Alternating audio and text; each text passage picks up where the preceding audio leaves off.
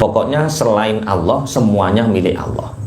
Cuma untuk memahamkan redaksi yang paling mudah, pokoknya yang ingin dunia itu langit karo bumi. Padahal di luar sana masih banyak cakrawala selain langit dan bumi. Oke, kita bahas langit dan bumi saja. Jadi semua apa yang ada di langit, semua apa yang ada di bumi itu milik Allah. Berarti manusia itu memiliki atau tidak? Tidak. Jadi semua apa yang ada di langit, di bumi itu milik Allah. Berarti anak kita itu sebenarnya milik siapa? Allah. Istri kita milik siapa? Allah. Harta kita yang kita miliki, yang merasa kita miliki hari ini milik siapa? Allah. Sebenarnya manusia itu, lah kok sampean kok punya mobil? Itu katanya milik Allah. Berarti statusnya di sampean itu apa? Hah? Titipan, wadiah. Misalnya Mas Taib ini dititipi Mas Kofik. Mas Taib, saya titip sepeda motor. Kemudian sama Mas Taib dirusakkan. Ini kira-kira tanggung jawab Mas Taib ini sing mengganti ini Mas Taib atau Mas Kofik? Misalnya bab wadiah itu bab wadiah. Bab wadiah itu bab titipan. Si A, Mas Taib dititipi barang sepeda motor karo Mas Kofik. Nah, terus digawe Mas Taib neng pasar bungkal. Bane bocor. Kira-kira sing nambalno ki Kofik apa Mas Taib? Taib. Iku hisab jenenge. Ya besok kita punya anak juga dihisab oleh Allah. Karena titipan. Kita punya istri juga dihisab oleh Allah. Kita punya semua harta benda yang kita miliki itu nanti dihisab karena itu titipan. Lah, orang yang tidak sadar bahwa yang dia miliki hari ini adalah titipan, satu, pasti pelit. Pasti.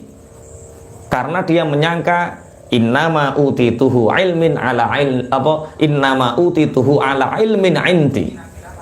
Karena mereka mengatakan aku mendapatkan seperti ini karena memang kemampuanku, bukan karena fadl dititipi Gusti Allah. Tapi orang yang merasa ini titipan ya kaya tukang parkir. Masuk dilebokno masuk kabeh. Engko metu ya metu dan dia tidak merasa kehilangan. Tahu ya tukang parkir? Sing tahu sapa KDS iki lho. Ya tukang parkir ku wayah parkir dia bangga enggak? Memarkir segitu banyak mobil dia bangga enggak? Enggak, karena dia merasa tidak memiliki sing dibangga nopo, nggone sapa. Ketika keluar satu sampai habis mobilnya, dia sedih enggak? Enggak, karena apa? Dia enggak merasa memiliki. Lah gambarannya orang di dunia seperti itu. Kalau tukang parkir enak. Lah ono wong tukang parkir, dia enggak punya, tapi melete petitah-petitih. Kira-kira wong bindo apa wong stres? Iya padha wae. Lah, ada orang dia merasa jabatannya tinggi, ada orang dia merasa hartanya banyak, ada orang merasa dia jerih payahnya luar biasa sehingga dia menghasilkan banyak harta dan dia sombong. Itu berarti kecelek. Paham nggih maksudnya nggih? Berarti orang yang merasa memiliki dan dia merasa bahwa yang dia hari ini dititipi oleh Allah, dia merasa memiliki, pasti yang terjadi adalah pelit. Kedua, setelah pelit akan terjadi kesombongan. Ya, nek sombong itu hina. Orang yang sombong itu pasti hina. Di beberapa riwayat itu ada cerita. Ada orang karena dia merasa itu hartanya. Dia merasa dengan harta dia mendapat kehormatan. Dengan harta dia merasa mendapat kemuliaan. Dengan harta dia merasa derajatnya tinggi. Akhirnya orang ini sudah terbiasa dihormati, akhirnya sombong. Mulane wong kok kulino dihormati itu kalau nggak hati-hati pasti terjebak. Wong kok kulino nyekeli mik mesti Pak. Kandanane tambah angel. Orang kulino dadi imam iku kandanane tambah angel.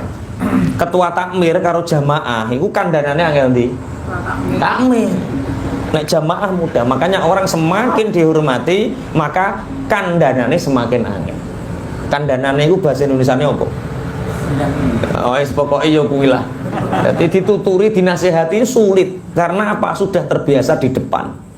Ya ini ada orang kaya tapi sombong. Dia bawa uang banyak kemana-mana, bawa uang banyak. Suatu saat di cerita ini, di riwayat ini, ada seorang dhaifah, seorang wanita tua renta, penjual minyak samin. Penjual minyak samin, karena tujuannya untuk menghina. Nek, kesini nek, jualan apa itu? Minyak samin tuan. Kesini, aku mau beli. Ya tuan, saking derdeke. Ini tak borong semua, ya saking derdeke. Minyak samin itu tumpah di bajunya. Akhirnya marah ini orang yang sombong. Nek, kamu tahu nggak berapa harga baju ini? Wah, wong kan. Lah berapa pak? 1000 dinar. Ya terus, maafkan tuan, saya nggak sengaja. Besok dicucikan yo bersih. Enggak. Ini cara bahasanya kini saya apa order limited edition. Nah, ini nggak ada duanya baju ini. Pokoknya ini harus nenek beli. Berapa tuan? 1000 dinar. Dari mana aku mendapatkan uang 1000 dinar tuan? Untuk 1000 dinar 1 tahun pun kebutuhanku selama 1 tahun tidak sampai 1000 dinar.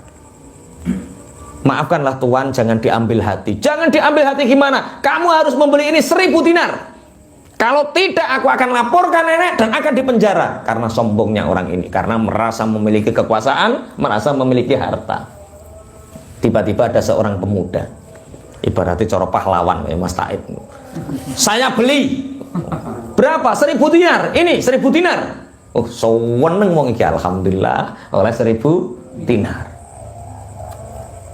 Terus wonge, kalau gitu saya mau pergi, kata orang yang sombong ini. Pergi kemana, ini belum selesai. Lah kenapa anak muda? Kan sudah kamu beli. Baju itu telah aku beli, makanya lepas. Celana itu telah aku beli 1000 dinar, makanya lepas. Jangan bawa pergi, itu kan sudah saya beli. Duh, berarti rauduh. Berarti suruh telanjang. Berarti kamu suruh telanjang. Itu bukan urusanku, itu urusanmu. Kamu suruh membeli baju itu, tak beli 1000 dinar, uang sudah kamu terima, akad sudah jadi, berarti baju dan celana itu milik siapa? Milik kamu. Ya sudah, lepas. Ya gini saja. Saya jual lagi ya sama kamu 1000 dinar. Enggak bisa. Wong Mas Taib kok. Enggak bisa. Wes kadung mangkel, enggak bisa. Saya enggak butuh uang lagi, saya butuh itu apa? Saya butuh itu baju dan celana itu. Sudah kamu lepas saja. Orang-orang akhirnya bergerombol. Ya lepas. Kalau nggak mau lepas, kita lepas bareng-bareng. Wah, kudu isin wong iki. Akhirnya diberi duit. Dibesi ini pemuda, nah, tolong anak jual nak, nggak apa-apa, bapak beli 2000 dinar. Kalau bapak ingin memakai baju dan celana itu, beli 2000 dinar. Ya gak apa-apa, daripada saya telanjang. Wah, akhirnya dibeli 2000 dinar. Sudah kamu pergi saja. Akhirnya 2000 dinar ini dikasihkan kepada nenek itu. Inilah artinya apa?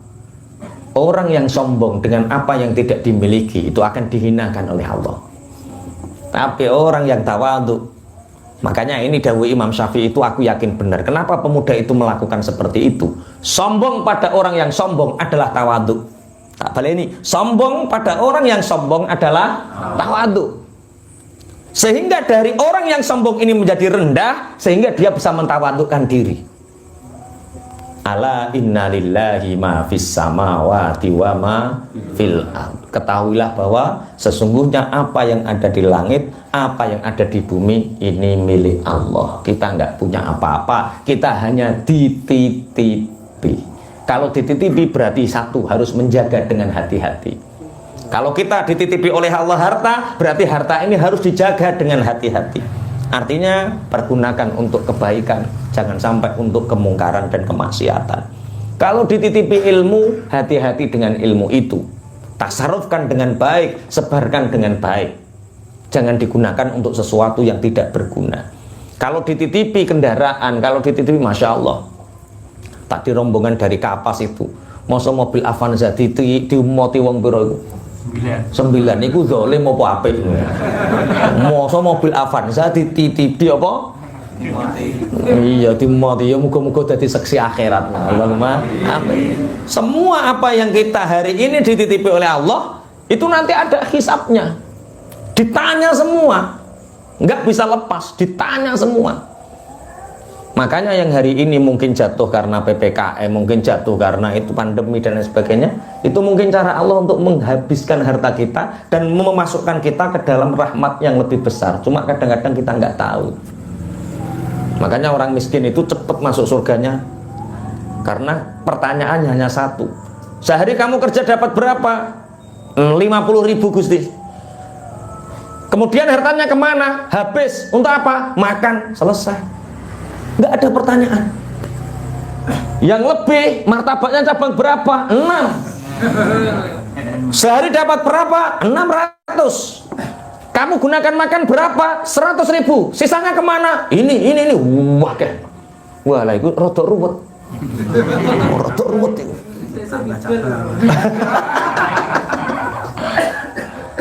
Gini Gusti, daripada harta itu dimiliki orang-orang fasik, lebih baik kan dimiliki orang-orang soleh. Jadi kan gunanya jelas. Beli mobil ya tak buat ngusungi orang ngaji, tak buat nyumbang pondok, tak buat nyumbang masjid untuk bantu orang fakir miskin. Daripada dibuat orang-orang yang malas gerak, kaum rebahan, akhirnya yang jadi wah renorno pun ala innalillahi ma fis samawati wa ma fil ard. Ketahuilah, ini ayat ini diling-ling tenang. Makanya ketika ada harta kita diambil oleh Allah, ketika keluarga kita diambil oleh Allah, ketika sesuatu terjadi terhadap kita disunahkan untuk istirja. Apa? Inna lillahi wa inna ilaihi raji'un. Kita ini sesungguhnya milik Allah dan akan kembali kepada Allah.